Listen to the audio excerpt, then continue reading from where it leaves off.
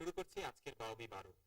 শুরুতেই বেশি সময় নেব না, আপনাদের পরিচয় করিয়ে দেব আজকের অনুষ্ঠানের প্রশ্নকারীদের সঙ্গে। আমার সবচেয়ে কাছে যিনি বসে আছেন তিনি, আপনার নাম? ভাস্কর। কি করেন? বুয়েটের সেকেন্ড ইয়ারে আর্কিটেকচার। আপনাকে আমি কিছু প্রশ্ন করব, আপনি হ্যাঁ অথবা না এই উত্তরগুলো দিতে পারবেন না। আপনার নাম ভাস্কর? ভাস্কর। আর কোথায় পড়েন? বুয়েটে। বুয়েটে পড়েন? বুয়েটে পড়ি। কালো শার্ট পরেছেন? কালো শার্ট পরেছি। বাউবি 12 অনুষ্ঠানে অংশ নিতে এসেছেন? অংশ নিতে এসেছি।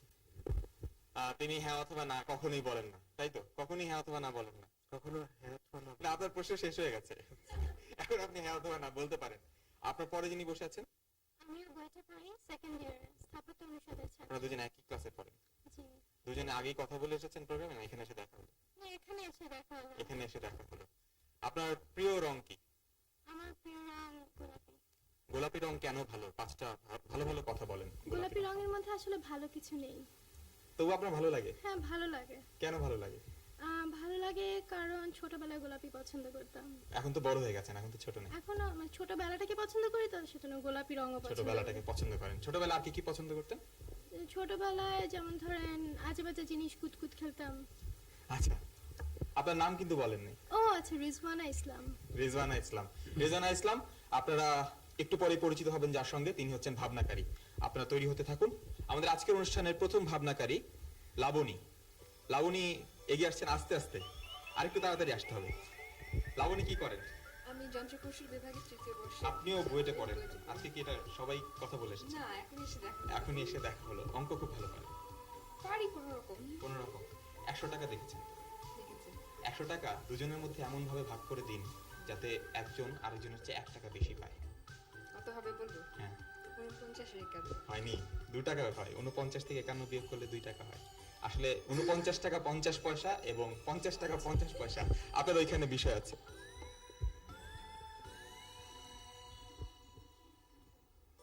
হ্যাঁ, আপনার বিষয় এসেছে বিজ্ঞান। আপনি তো যন্ত্রকৌশল, একটু কাছে আসেন মাইক। বিজ্ঞানী হবেন? না, বিজ্ঞানী না, যন্ত্রকৌশলী। যন্ত্রকৌশলী হবেন। আপনি ভেবেছেন নিশ্চয়ই বিজ্ঞান নিয়ে? জি, ভেবেছি। আমাকে একটু বলবেন? আপনি আপনার আসন গ্রহণ করুন। তিনি বেশ মজার দুটো যন্ত্রের কথা ভেবেছেন। আশা করছি লাবণী, ভাবনা, আমাদের প্রশ্নকারীরা খুব তাড়াতাড়ি বের করে ফেলবেন। বাউবি 12 বিজ্ঞান বিষয় প্রথম ভাবনা। বাউবি। আচ্ছা, আপনি কি কোনো বিজ্ঞানীর কথা ভাবছেন? না, বিজ্ঞানী না, তাহলে কি আপনি কোনো যন্ত্রের কথা ভাবছেন? যন্ত্রের কথা ভাবছি। যন্ত্রকৌশলী।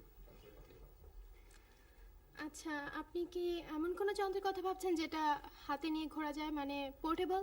বহনযোগ্য। আচ্ছা, এই যন্ত্রের জন্য কি বিদ্যুতের প্রয়োজন রয়েছে? বিদ্যুতের প্রয়োজন আছে। আচ্ছা, আচ্ছা, তাহলে এই যন্ত্রের দ্বারা কি প্রতিকৃতি সম্ভব করা যায়? প্রতিকৃতি তৈরি করা যায়। প্রতিকৃতি। প্রতিকৃতি, আচ্ছা। আচ্ছা, এটা কি মেশিন ফটোকপি হতে মেশিন? পারে? না, এটা ফটোকপি মেশিন না। এটা ফটোকপি মেশিন। তাহলে এই যন্ত্রে কি বিশেষ কিছু যেমন ফিল্ম ব্যবহৃত হয়? ফিল্ম ব্যবহৃত হয়। আচ্ছা, তাহলে আপনার একটা ফটো তুলি। আপত্তি নাই। আচ্ছা, তাহলে কি এটা কি ক্যামেরা? ক্যামেরা, সঠিক উত্তর। ক্যামেরা। ক্যামেরা আজ আমরা সকলেই চিনি, কিন্তু এই ক্যামেরা একদিনে আবিষ্কৃত হয়নি, এমনকি এর কোনো একক উদ্ভাবকও নেই। তবে জোসেফ নিপস বলে এক ফরাসি 19 শতাব্দীর দিকে প্রথম প্রকৃতি থেকে ছবি তোলেন ক্যামেরার সাহায্যে। ক্যামেরার প্রাথমিক চেহারা ছিল বাক্স আকৃতির।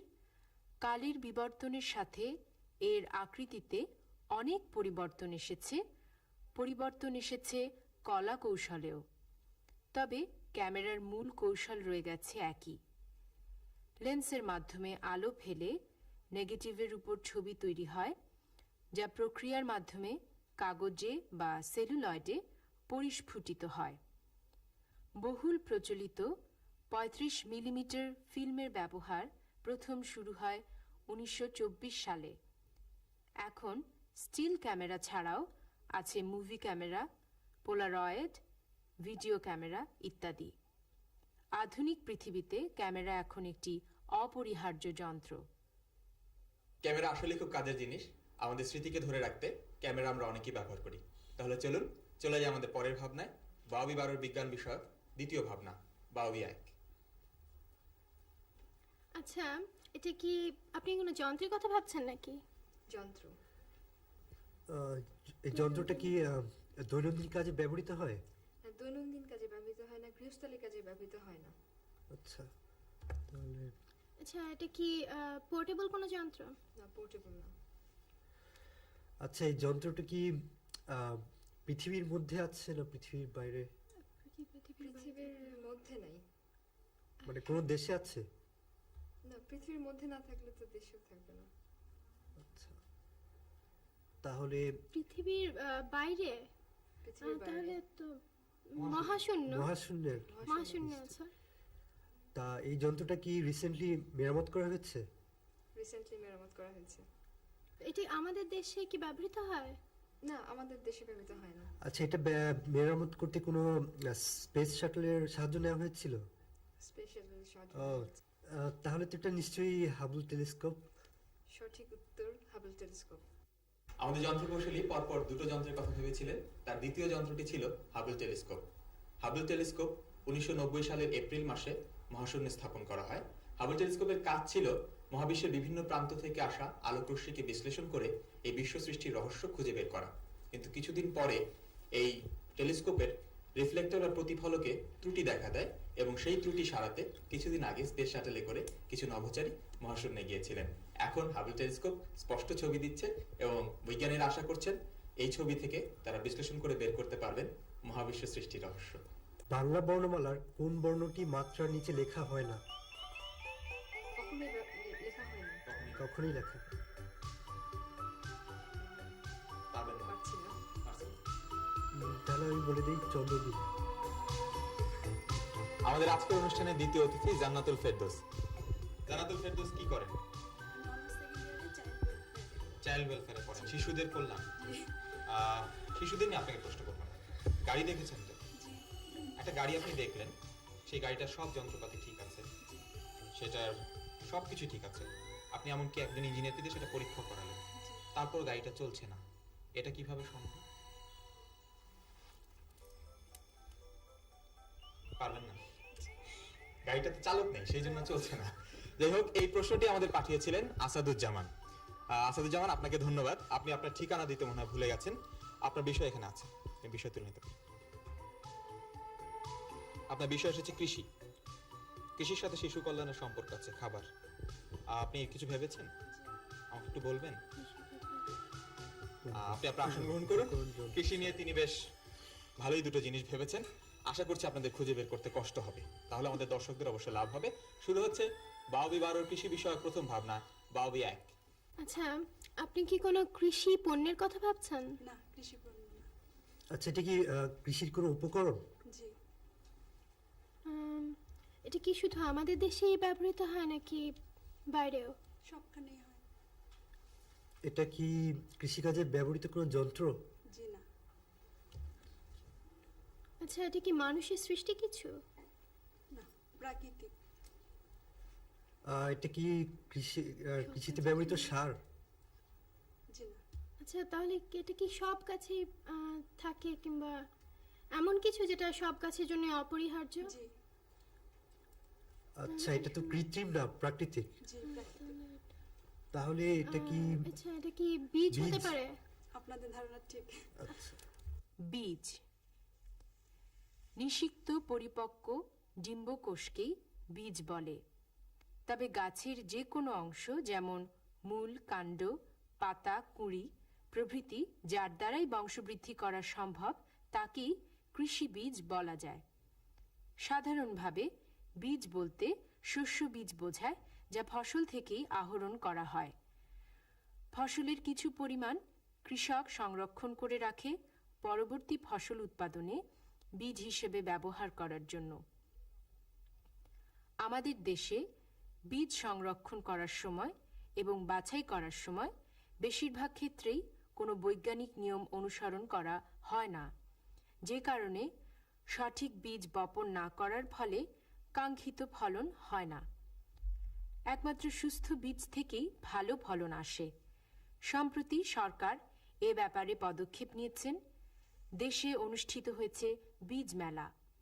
এখানে দেখানো হয়েছে কিভাবে বীজ সংগ্রহ, সংরক্ষণ ও বাছাই করতে হয়। 100টি বীজ থেকে যদি 80টি বীজ অঙ্কুরিত হয় তবে সেই সংগ্রহকে ভালো বীজ বলা যাবে। তাই বীজ কৃষির একটি মৌলিক উপাদান বলেই এর যথার্থ ব্যবহার আমাদের কৃষি উৎপাদন বৃদ্ধিতে অত্যন্ত গুরুত্বপূর্ণ বিষয় বলেই বিবেচিত হওয়া উচিত। চলুন যাওয়া যাক আজকের অনুষ্ঠানে কৃষি বিষয়ক দ্বিতীয় ভাবনায়। বাউবি এক। আচ্ছা, আবারও প্রশ্ন করছি, আপনি কি কোনো কৃষি পণ্যের কথা ভাবছেন? জি এই উপকরণটা কি শস্য? আচ্ছা, এটা কি জি ফল? না, এটা শস্য না। শস্য না? জি তাহলে এটি ফল ফল নাকি? জি ফল এটা। আহ, এই ফলটা কি এক এক এক হাতের মুঠে নেওয়া যায় অনেকগুলি? হ্যাঁ ধরা যায়। মানে ছোট ফল। ছোট ফল। এটার রং কি ধরনের? সবুজ সবুজ টাইপের? হয়, হলুদ হয়। আচ্ছা, তাহলে এটা আমলকি হতে পারে। জি না। আচ্ছা, এই ফলের গাছে কি কাটা রয়েছে? জি কাটা আছে। আচ্ছা, কাটা আছে তো। এটা কি বড়ই? হ্যাঁ আপনাদের ধারণা ঠিক। আচ্ছা, আচ্ছা, আপনি যেহেতু খুব ভালো একটা জিনিস ধরেছিলেন এবং আমরা পেরে গেছি, সেজন্য আপনাকে একটা ভালো প্রশ্ন করি। করে। ভাষা বিষয়ক একটা প্রশ্ন আছে। আচ্ছা, বাংলা ভাষায় মূর্ধন্য ন দিয়ে শুরু এমন কোনো শব্দ কি বলতে পারেন? মূর্ধন্য ন দিয়ে শুরু। খুব অল্প সময়। 1 2 3 পাচ্ছেন না উত্তরটা দিয়ে দিন। নক্তবিধান। দর্শক মণ্ডলী, আসুন যাওয়া যাক আমাদের আজকের অনুষ্ঠানের সবশেষ ভাবনাকারীর কাছে। আজকের অনুষ্ঠানের সবশেষ ভাবনাকারী ফারজানা আহাদ সোমা। সোমা কি করেন? আমি বদরুন্নেসা সরকারি মহাবিদ্যালয়ে পড়ি। সরকারি মহাবিদ্যালয়ে পড়েন। আপনার প্রিয় লেখকের নাম কি? সমরেশ মজুমদার। সমরেশ মজুমদার। ধরা যাক আপনি তার সবশেষ বইয়ের 8 পাতার অর্ধেকটা পর্যন্ত পড়েছেন। আপনি আসলে কয় পাতা পড়েছেন? 8 নম্বর পৃষ্ঠার অর্ধেকটা পর্যন্ত পড়েছেন। আপনি আসলে কয় পৃষ্ঠা পড়েছেন? আমি 4 পৃষ্ঠা, 4.5। 4.5 না, আসলে আপনি পড়েছেন হচ্ছে 7.5। যাই হোক, কাছাকাছি গিয়েছিলেন, আপনি প্রশ্নটা ধরতে পেরেছিলেন। ওইখানে আপনার বিষয় আছে।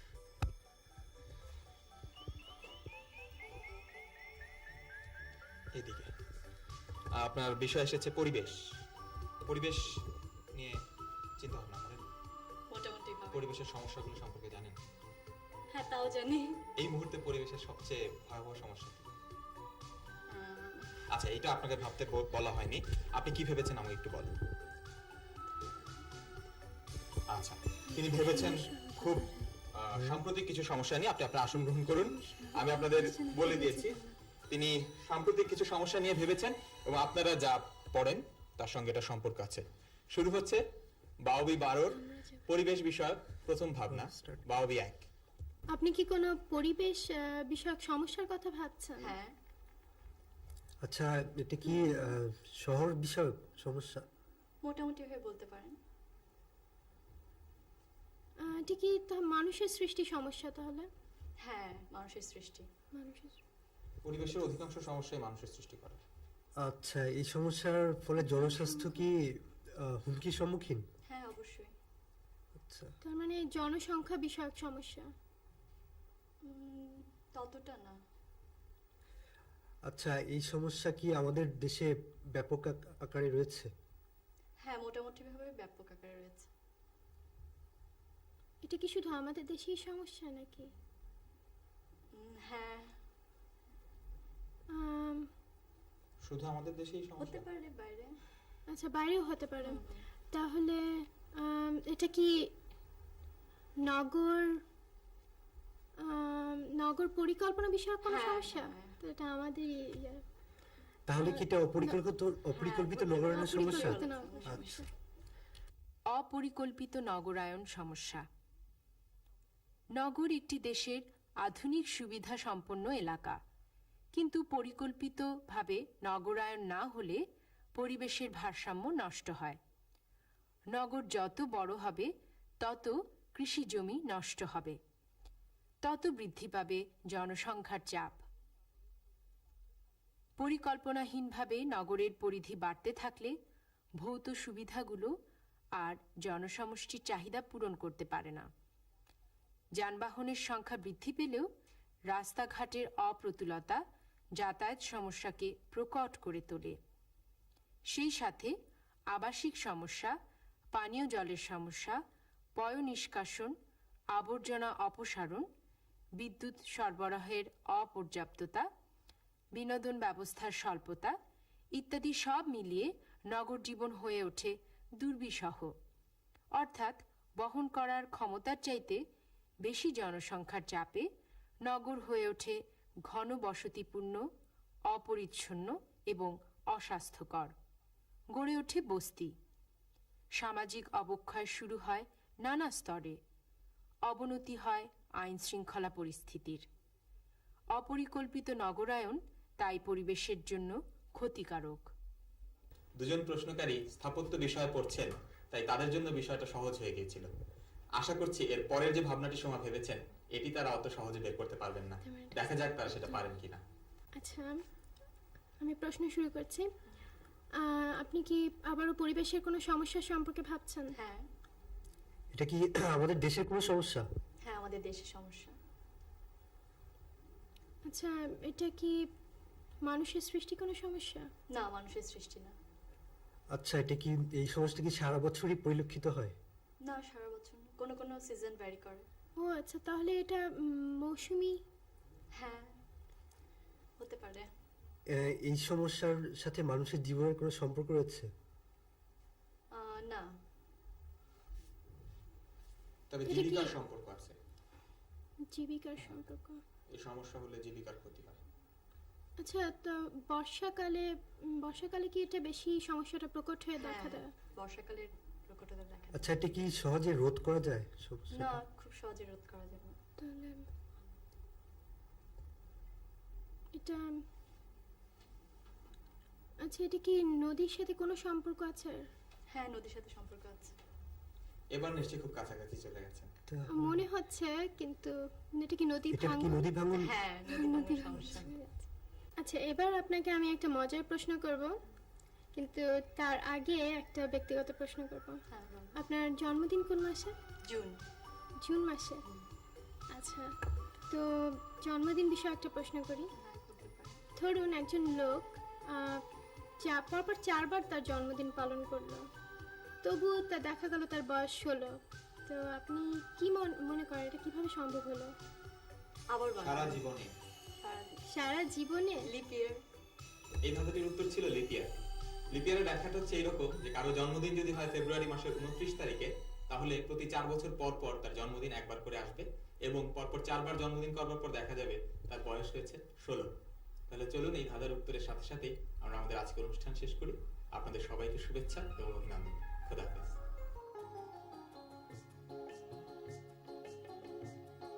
Certificate in English language proficiency program বিষয়ে একটি ঘোষণা। এই কোর্সের প্রথম ইউনিট পরীক্ষা সম্প্রতি শেষ হয়েছে। দ্বিতীয় ইউনিটের ফি যারা এখনো দেননি তারা আগামী 15 এপ্রিল পর্যন্ত ব্যাংকে জমা দিতে পারবেন। ঢাকা শহরের সকল কেন্দ্র অর্থাৎ ঢাকা মহিলা college, university women's federation college, new model degree college, কবি নজরুল কলেজ এবং উপকেন্দ্র মেট্রোপলিটন ল্যাঙ্গুয়েজ ইনস্টিটিউটের শিক্ষার্থীরা তাদের কোর্স সামগ্রী 12 এপ্রিল থেকে 15 এপ্রিল পর্যন্ত সকাল 9টা থেকে 3টা পর্যন্ত সরাসরি বাংলাদেশ উন্মুক্ত বিশ্ববিদ্যালয়ের Dhaka teachers training college campus office থেকে গ্রহণ করতে পারবেন।